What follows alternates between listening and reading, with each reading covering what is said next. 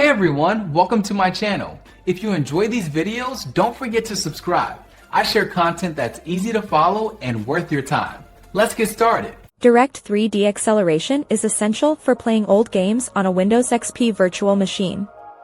Many users struggle to enable this feature in VirtualBox because the option is often grayed out.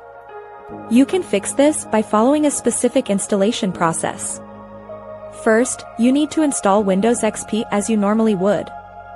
Once the operating system is ready, shut down the virtual machine.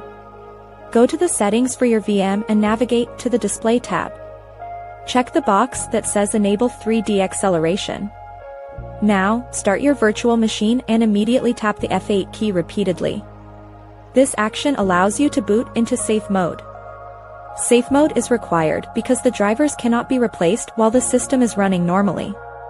Once you reach the desktop, go to the top menu and select Devices. Choose the option to insert the Guest Additions CD image. Open the File Explorer and locate the setup file on the virtual disk. Run the installer and proceed through the steps.